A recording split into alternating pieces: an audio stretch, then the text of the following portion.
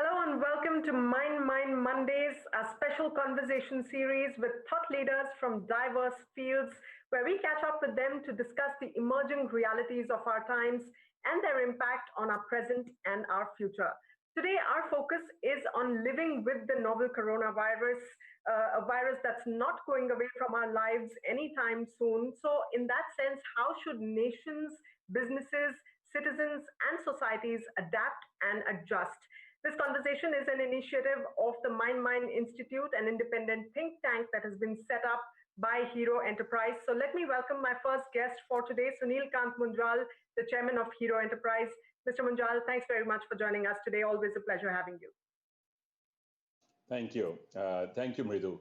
And you're right when you say this is an issue which is facing us right now. We've been in the middle of this virus now for the last some months. Different parts of the world have taken a different trajectory. We went off into this like a manned space flight, not knowing where we are going. Clearly, we are finding that the re-entry is the difficult one now. And we have had challenges. The global institutions have not been able to get people to think alike. Even the G20 and G7 have not been able to come on a common platform to discuss the kind of revival package that is required by the world. WHO itself has been accused of getting politically motivated. So it is an issue which is facing us squarely. And from the tightest lockdown in India to countries which had no lockdown, we've had every kind of experience shown across the world. We find ourselves in a situation where we are planning now gradually to get out of this lockdown. But the reality is that this virus is here to stay, at least for anywhere from a year to 2 years in the future, and maybe to some extent in the long-term future as well. So how do we tackle this? How do we live with this? What is it that we need to do and must not do? To discuss this, we have an expert panel here today. We have Sandip. Sandip Patel is the MD and Asia head of IBM. IBM is providing a lot of the firepower for thinking and data management on how we can actually tackle this. We also have with us Ambassador Ron Malka, Ambassador of Israel to India, who is not just an academic, a diplomat, but also an economist in his own right. We also have the head of SBI's mutual funds, Navneet Munot, who is an authority on how financing takes place and how industries and companies behave in normal circumstances. It would be interesting to hear from each one of them what they believe is the current right behavior for us as nations, as individuals, as institutions and corporations. This is in a series where we've discussed all aspects of this with experts already, from RBI governors to corporate heads, to think tanks, to academics. So I'm going to hand it back to Mridu to anchor this for us, because we do this in partnership with CNBC. So thank you to CNBC for this partnership. Thank you to the wonderful panelists we have on this, and to the moderator. Back to you, Mridu. Welcome, everyone. So let's jump right into the topic, living with the virus. And Ambassador Malka, if I can come to you first. Israel has managed to somewhat contain the first wave of COVID-19. I'd like to know from you, as you resume business and life now to a large extent, what are some of the new protocols that you are putting in place from the government, for the civil society at large? What are the specific 2 or 3 things that Israel is doing to ensure that the next wave of COVID-19 doesn't hit it? Good afternoon, and thank you so much for inviting me. Well, as you well mentioned, and as Mr. Munjal well mentioned, Israel overcame this first wave of the pandemic, and now we got full control on the infection curve. We just informed that today there were no more diagnosed positive in Israel in COVID-19. So once we realize that we have full control on the infection curve, we now start to understand what should be our exit strategy and how we are going to conduct our deeds and actions in the future, in the coming future, still under the threat of the COVID-19. So what we basically do is relaxing gradually all the restrictions that we implemented during the pandemic outbreak. Israel, one of the first countries to do that. And now we are doing it gradually and always monitoring the infection curve to see if what we do is not in some way making the infection curve rise. And we have some limits, timelines that we are following, and it's kind of trial and error. So what we now do is bring back education. The education system is full functioning now under some guidelines that are related to the COVID-19. So students come with masks, they study in classes with open windows. We have public transportation with, again, these guidelines that should be established after this COVID-19. We are following that, and since we have a system of tracing of contacts, so everyone that is infected, we can trace backwards and see where he was infected to understand where are the leaks that we have and then fix them. So it's a trial and error, always relaxing more, monitoring the infection curve, and that's how we know what infects the infection curves. And that's why this is the way that we are going to go back to the new normal, as it's called now, always with full control on the process. Right. All right. So, so you are saying that students are beginning to go back to campuses. You are somewhat resuming public transportation, of course, with caution. Now, Sandip, if I can bring you in, we are in lockdown 4.0, which is relatively more relaxed as compared to the earlier phases of the lockdowns. But as people start moving more and more, as there is increased contact between people, and that is going to happen in a country like India, where the population density is so high, contact tracing is perhaps going to get more tough over the next couple of months if this continues. So what role will technology really play in helping us live with the virus through the pandemic, whether it's prevention, whether it's keeping our elders safe, whether it's contact tracing? Where else is technology going to help us get better and deal with the virus? So let me talk about, I think, first of all, thank you for inviting me to be on this panel. I think very relevant topics for our time. Let me talk about technology in slightly different context. You know, I fundamentally believe that, you know, technology is serving as a unifying force, you know, in many respects, a sutradhar, if you will, as we navigate through these shifting paradigms amongst this global, you know, crisis that we are all dealing with. And in this, the impact of many emerging technologies like cloud, like artificial intelligence, that is going to become more and more relevant. And I see this in three specific areas. One, it is powering a whole new work paradigm. I think the way we have pivoted completely to work from home, you know, enabling people to sort of get connected, form virtual networks, that I think entirely is a huge move forward. Second, I think, which is what you're sort of starting to touch on, is how do we drive innovation for the greater good? Be it, you know, making high-powered computing and supercomputing capability available to study the dependence and structure of dynamics of this virus, and how we use it to drive prevention, categorization, and drug designing aspects. That is one example of it.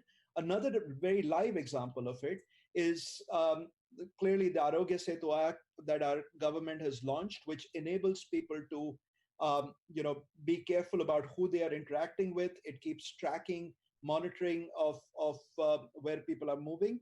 And then the other aspect, which is very similar, right, is some of the work that is happening with artificial intelligence in the form of chatbots. So for example, you know, some work that we've been doing with the Indian Council of Medical Research in the Ministry of Health and Family Welfare, we have implemented a Watson assistant that is built by IBM on ICMR portal to respond to specific queries of the frontline staff and data entry operators from various testing facilities across the country. And this is actually enabling people to stay a lot more up to speed. This is, again, think about this as trusted data at the fingertips of citizens, health experts, and healthcare workers. So I think this is the second area which is really important.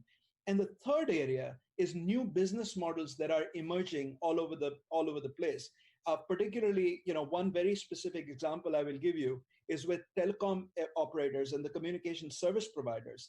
We have just made some announcements with Bharti Airtel and Vodafone, where they are moving to a vertically integrated hybrid cloud environment, which is going to enable them to really redefine, leverage technologies like 5G, like edge computing, and redefine how businesses operate, speeding innovation. It's creating better user experiences and fundamentally improving overall employee and customer engagement, which is also enabling them to start to think about new revenue models, which are going to be very relevant in the world within COVID and post-COVID, such as highly differentiated B2B services like gaming, remote media production, enterprise services, etc.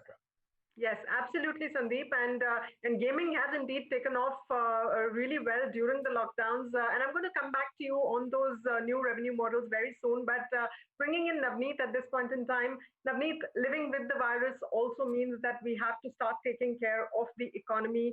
As India looks to reboot its investments, how are investors really looking at companies during and beyond the pandemic? Has there been a significant shift in the way they evaluate opportunities? What is the prime focus going to be on? Thank you. Thanks for having me. And as Mr. Munjal mentioned in the beginning, that the focus is shifting now from survival only to revival also. While the fundamental tenets of investing, they don't change. But at the same time, we have to take into account the new normal. There is so much of uncertainty on the horizon in the near term, as well as some of the longer term implications from this crisis on consumer behavior, on policy, on technological changes that Sandip talked about, and some of the other geopolitical changes that Ambassador talked about.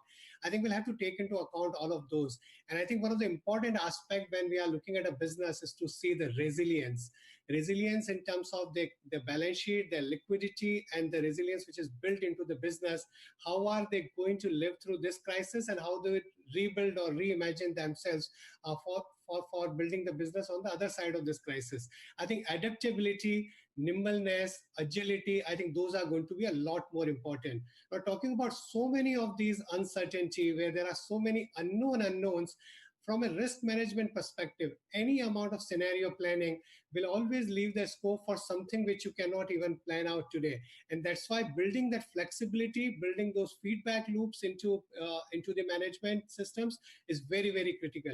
One other thing, taking the point from Sandip, I would like to reiterate that every cost will have to be reimagined in this world. But the two costs, particularly on the innovation and technology, must be expanded. I think organizations will have to innovate a lot more, will have to invest a lot more on technology to come out stronger on the other side of this crisis. And the last piece I would add, I mean, of course, there are other aspects related to technology, because then newer risks are likely to emerge as you start working from home, start doing that. But the one last half a minute, Mridu, is I think that on the sustainability aspect in this crisis, how do you deal with all the stakeholders, your suppliers, I mean, the vendors, your customers, your lenders, your shareholders, I mean, particularly the employees, all the stakeholders. I think that will decide the businesses that will not only survive this crisis, but will come out stronger. Right, absolutely. All right, great, fascinating insights you gave us there, Navneet. Mr. Munjal, manufacturing, education, healthcare, these are some of the areas that you're interested and invested in. Let me begin with manufacturing first. While we are talking of Industry 4.0 in India at this point in time, we're talking of accelerating automation and leveraging emerging technologies on a big scale. Do you think the pace of these things is going to catch up now? Because we will have to live in a world where physical distancing is our reality for the next couple of years? And will even micro and small enterprises have to invest significantly in the health of their people as well as the sanitation of their premises on a regular basis? So 2 or 3 things are happening at the same time. One, that the shutdown that we had in majority of the manufacturing industry, because the only part which is left open was pharmaceutical or anything connected to essential services, maybe to food delivery, etc., or food processing. Everything else actually came to a stop. Now, they've also lost a lot of their unskilled and semi-skilled labor because of the migration that has taken place over the last few weeks. So one thing that is currently facing the companies is the inability to restart fully because their entire value chain is not either in a green zone or has not started up, which is the dealers, the distributors, the manufacturing, the suppliers, the supply chain partners, all of it. So that is one big challenge being faced. But every company right now is working rapidly internally to see how they can bring more use of technology into their business, how they can work with a higher efficiency and a lower cost model. So you're right, some of the work will get accelerated. Many companies were already toying with the idea of bringing technology into manufacturing. And manufacturing 4.0 at this moment in India was only a conversation in large companies. Now it's started being discussed in companies of every size at the same time. I hope that the phased opening will allow manufacturing to open in the large enough quantum for them to be meaningfully deploying the resources and also to start to break even, because the other challenge here is going to be to have enough of a cash flow in these companies to not just to keep them open, but to keep them afloat as well. Because that's the one big concern the companies are now grappling with at this moment. Right. All right. And Ambassador Malka, if I can also talk to you about the new normal that diplomacy is going to go through now while we deal with the pandemic and beyond it. How has the COVID-19 outbreak really changed diplomatic relations between nations? Is the focus on multilateralism greater than it ever was before? And just to add on to that, also, I'd like to perhaps know, is this whole conduct of diplomatic events that has gone a sea change going to be there for good? For instance, we've had démarches being served over the telephone. We've had envoys presenting their credentials to foreign governments over video conferencing. Do you think some of these things are going to be there for good? Well, first of all, in the broader perspective, I think much of which we are going to see in the future, it will be the outcome of the way that we conduct our deeds and actions today. Because under this pandemic, which is a threat to the world as a global, we can see nations that work together, cooperate, and help each other. And we can see another process that happened of countries and states that just start getting distant from each other. So much of how we are going to conduct and make decisions today and work together today, support each other within the nation community will much affect the way that the future will look like. So hopefully our leaders will take the right decisions and actions and cooperate and work together. I think it's a good opportunity to enhance and foster ties between nations. Right, great opportunity indeed, and we'll come back to how that opportunity is being utilized by different nations. But Sandip, this pandemic has also made us, of course, it has made us embrace technology in a large fashion, but it has also opened up doors to threats, cybersecurity threats, data theft threats, privacy threats like never before. So can you enlighten us on what sort of threats have increased during the pandemic, and at a global level, do you believe that perhaps cyber warfare could be the next big threat that the world should watch out for? There will be a new equilibrium for sure. So there will be new threats and there are some other threats that will be emerge and even foster. So the way that we should deal with them is, of course, cooperating. And as we see now, things that we started even before the outbreak of the COVID-19, harnessing technology to the way that we conduct our deeds and actions is now just, I'd say, accelerating under this COVID-19 crisis. We now realize that we can work from distance, negotiate from distance. We can, of course, educate, share, cooperate in technology and other areas from distance. We can use distant medical treatment. The thing we talked before before this crisis emerged, but then now it's all these processes are accelerated. And we are now understanding how much we can use and harness this technology in order to conduct the relations and to foster them in the future.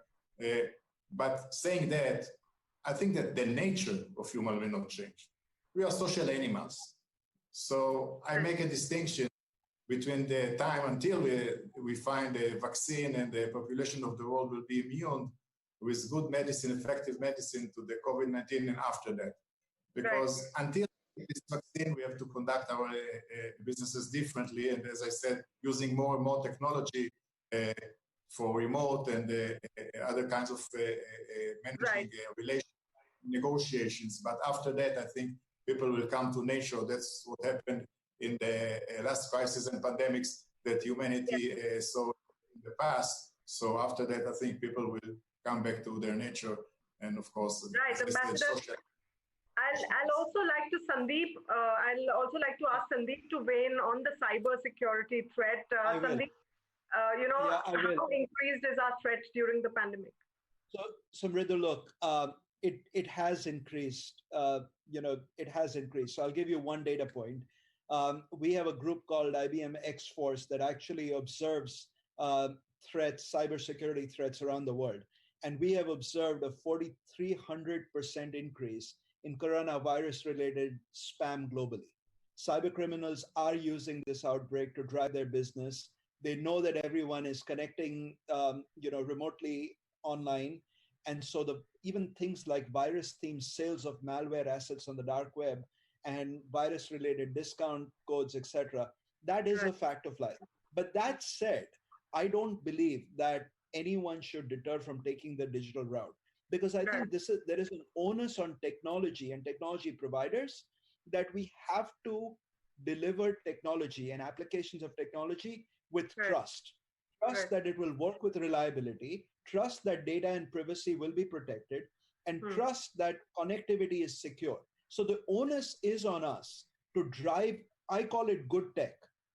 And good tech is empowering health services. The points that the ambassador was making, I think good tech is empowering health services, education, payments, emotional well-being, and just keeping people connected so that both their health is monitored, but also their emotional and mental well-being is served by staying connected, through this pandemic.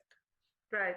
Absolutely. Well, we are completely timed out on the television edition of this conversation, but the conversation will continue on CNBC TV 18's digital platforms, as well as the Facebook page of the Mind Summit. So do join us there, and we're going to continue the conversation there and make it far more interactive. So feel free to join in and post your questions. To our television audience, thank you very much for joining us here today. We'll be back next time, same time, Monday, 5 p.m. with Mind Mondays. Thanks for joining us. Goodbye.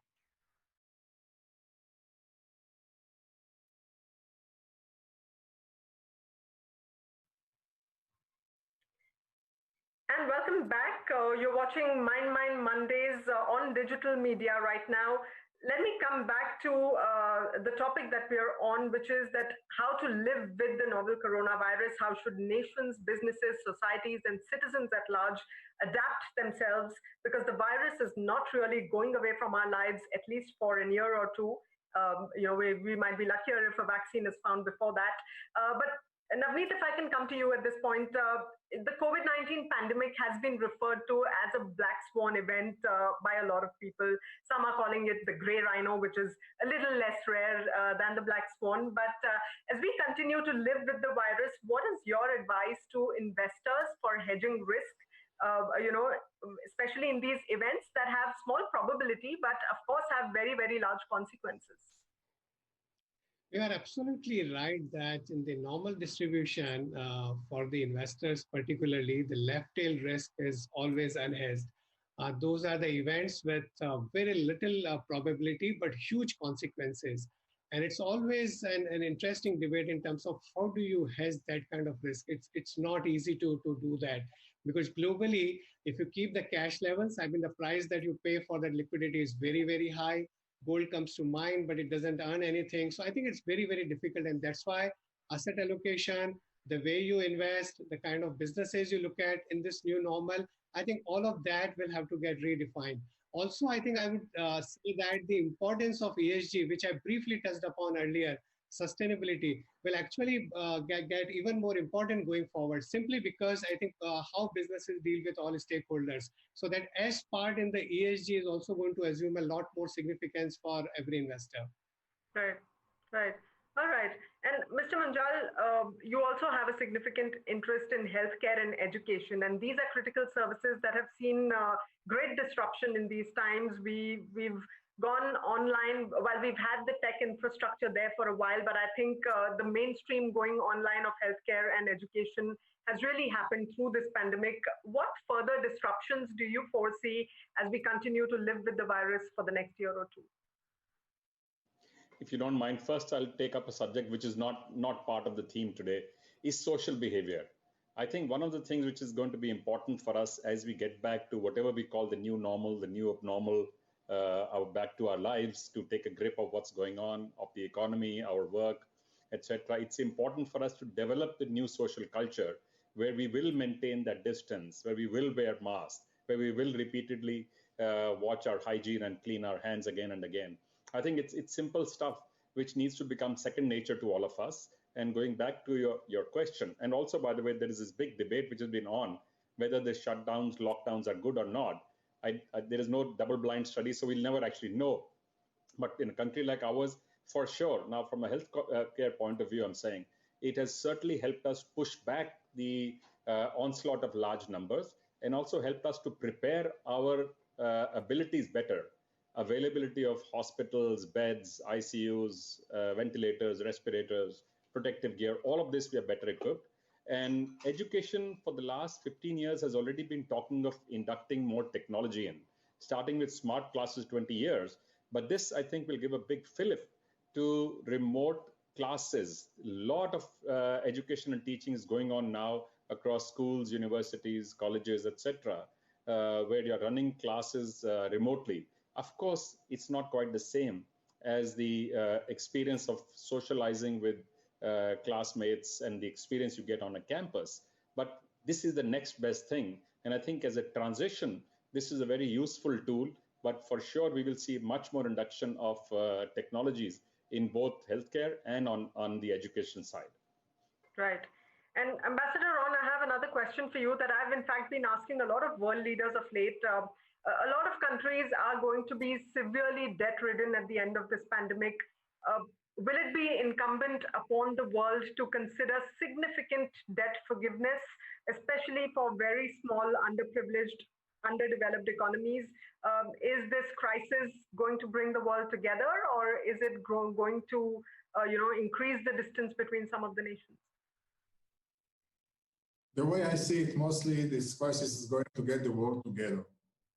First, we are all united against the same threat. Secondly, we realized that we are all related to each other. It's not enough that a country, a state, or some community will protect itself. If their neighbors are infected, eventually it will infect them. So we realized that we need to cooperate. We need to see the whole global world as a one piece, and to help each other, to support each other. And I think the world should learn a lot, big lessons from this crisis, and we can grow from this and come even better than we were before, because for the first time, the whole world is fighting the same threat, which is connected, and we should do it together. Otherwise, those that will not support their neighbors eventually will get infected. So I think that generally speaking, there might be some conflicts here or there. We just see now the emerging of it, especially with China, United States, and other places. But eventually, I think that the world should know how to cooperate, to work together for the benefit of the all humans, all humanity. All right. And Sandip, a large part of our conversations right now is about the future of work, the future of workplaces, what it's going to look like at the end of the pandemic, while we have remote working at scale across industries going on right now. The leadership quotient of people will also change. The style of leadership will perhaps have to change. Through the pandemic, I'm sure leaders have had to exhibit much more empathy and compassion as far as employees are concerned. So will essential skill sets of leaders undergo transformative change? What would you add to that, Kitty? And what are the skill sets that employees should also equip themselves with as they utilize this time of lockdown, while of course managing homework, children, etc., but also perhaps using that to add some skills for the future? So that's a great question, Mridu, and I want to sort of answer that in three specific points. I think one of the skills that everyone will need to develop as a part of this new work environment that we are all a part of, right, is how do we get comfortable with working remotely and with a much higher degree of automation. So just to give you a very quick example, we have a digital learning platform called Think Academy.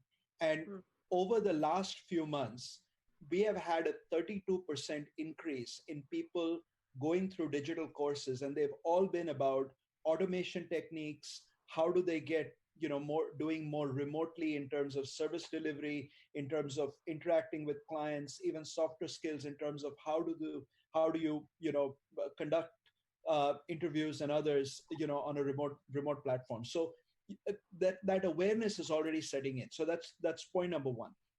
And secondly, I think it just requires an overarching empathy, because today it's not just individuals working at home. You are interacting with clients and customers who are also working from home.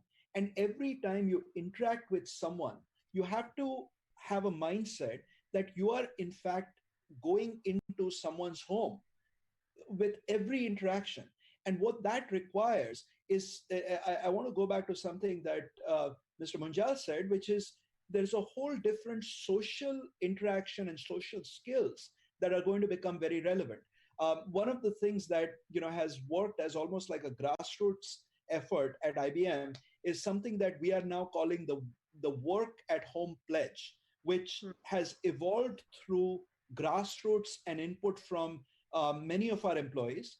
And now it is a pledge that we take, and it's simple things like when you are on video conferences, it's okay to turn off your video. It's okay to have people that you will see in the background who are family members of whoever you are talking to. And it is okay to have that level of empathy and understanding and concern, and even recognizing that you need to be careful about that, right? And the third area, which I think is going to become very, very important, is as the work day and home day sort of start to blend, where you're working for home and you're working from home, how do you manage your time a lot better? How do you block out time? How do you create more flexible work schedules so that work actually gets done, but you are doing that in conjunction with your home responsibilities and others as well? So I think the whole area of time management and how you manage yourself and with understanding your colleagues' times as well as your home time, I think is going to become very, very important. Right. Time management, indeed, that's a skill all of us need at all times. Navneet, while we are talking of reimagining the future, how do you reimagine the future of capitalism? What will the relationships of the state, the markets, businesses, and communities really look like in the future? Oh, that's a very interesting question. Thanks for asking that. And even before this crisis, the momentum towards a stakeholder capitalism rather than a shareholder-oriented capitalism was already on. And I think this crisis will only accentuate the momentum. But the role that millennials were playing in terms of expressing through their buying choices as well as through investing choices, we were already seeing that momentum. Now we are going through a deepest economic crisis in a century. And that will have, and then the role of state, role of business, and role of community will have to get redefined. The amount of debt that governments world over will end up assuming in this, a universal basic income is almost a reality. Governments are guaranteeing the private debt. And of course, the expectation from the government will be higher. the way this debt will have to be repaid is through the higher growth, which is going to be very tough. And that's why it's important that state works with businesses and along with the community. And the role of all three of them have to be redefined completely. Even the community as the checks and balances, because the big state is back, businesses will see a creative destruction to ensure that all of them work together. I think there has to be a collaborative, cooperative, cohesive cooperation among all the three stakeholders. I'll just give you one or two examples of what I foresee going forward.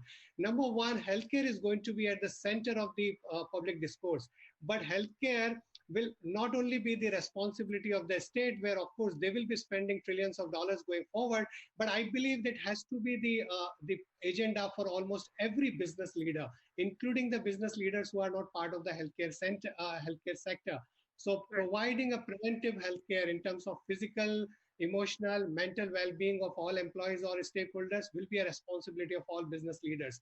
Reskilling employees, we are going to see an unemployment of unprecedented scale, and now the technology that Sandip talked about will again make a lot of jobs completely redundant. In that case, ensuring that how society will be able to find livelihoods, how society will be able to live peacefully and create new prosperity, business leaders across the world will have to work a lot more on reskilling their employees, reskilling all these stakeholders. And I can just go on. To me, I think there is going to be a completely reimagined capitalism, where I think we'll have to find the best of capitalism, where we work with good rule of law, property, the private property rights, along with lots of checks and balances to ensure that we create a shared prosperity, and we create an equal society with equal opportunity. Otherwise, the kind of economic crisis we are seeing, it can lead to some of the other social challenges. I hope, and I think Mr. Munjal very rightly mentioned in the beginning, that I think we are not seeing the collaboration at the global scale that is really required today. Right.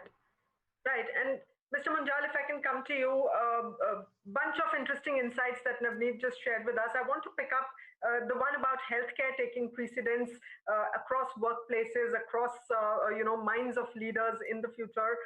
In that sense, do you also see an accelerated pace of convergence between global healthcare and technology firms that has been happening to a large extent in many parts of the world? But in India in particular, how big is the India opportunity for them? I think it's an enormous opportunity. First, it's a crying need for sure, because right now we are low both on capacity, and barring a few top-end institutions, we're also slipping on quality. So it is essentially required right now that we induct both technology and methodology to increase the spread dramatically. And by the way, this is happening worldwide. If you look at companies like Verily, their mission in life is to improve the healthcare record of every individual on this planet. There are others looking at gene therapies, gene splitting, gene sequencing.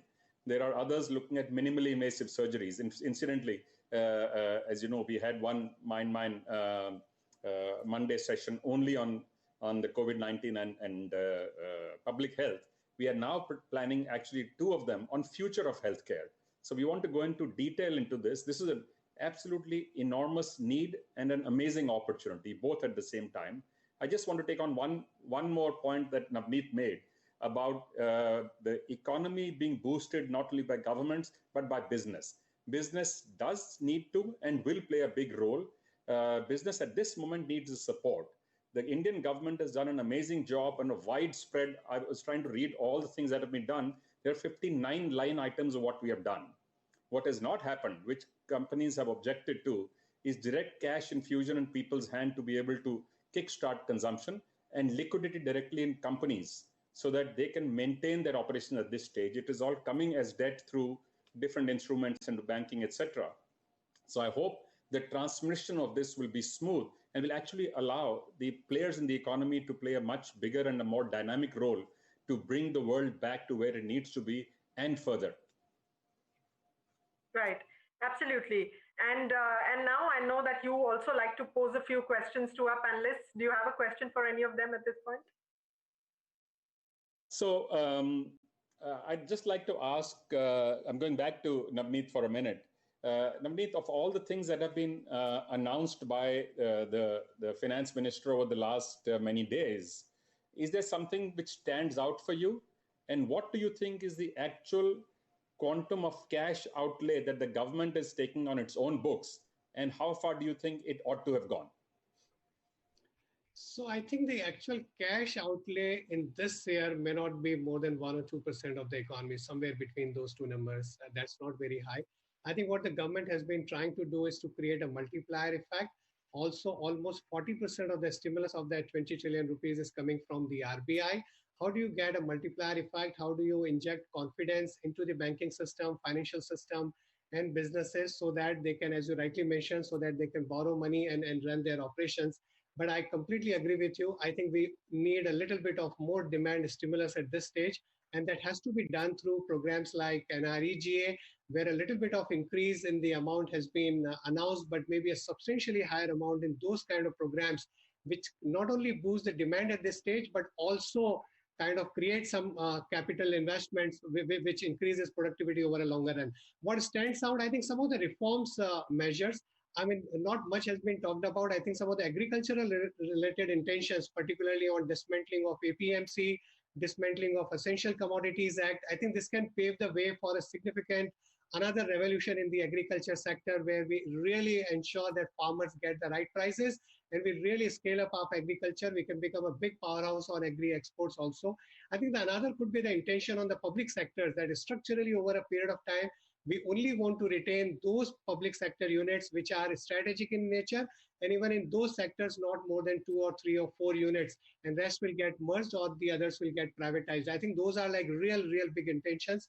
On the coal sector, while I think it will take some time, but I mean, India is one of the largest reserves of some of these natural resources, and we are also one of the large importers. I mean, that's a dichotomy, and I think we need to really plug that, and I think we can really cut down not only on our imports, but can give a big boost to our overall metal and mining sector, which can again is a large employer. I think and you're right, it's easy for any of us to be critical, but it's a complex piece of work that the government has done, trying to announce so many different initiatives at the same time. I have a question for Ambassador Ron Malka as well. Ambassador, may I ask you about the Israel Institute of Biological Research? Appears to have made some massive breakthroughs in the response to COVID-19. Can you tell us a little bit about this? And I have a second question which is attached to this. Are any of the Israeli institutions, the defense institutions, the medical institutions, do you think some of the work that they do can be repurposed to address the current requirement of the global pandemic and going forward for public health? Yes, well, since this outbreak of the COVID-19, our best researchers, best institutions for research have started to focus on finding a solution, either a vaccine or a medicine to the COVID-19 disease.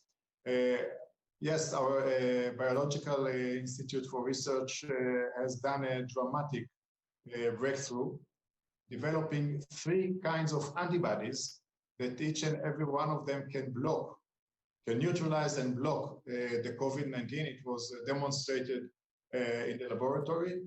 And what it does, it's actually neutralizes and doesn't allow the virus to infect the human cell. So, as I said, it's a significant breakthrough. What it does, eventually, it shortens dramatically the time for creating a full treatment for the COVID-19. So it's a good news, and we are looking forward for them just to complete the process and eventually conclude it to a full treatment.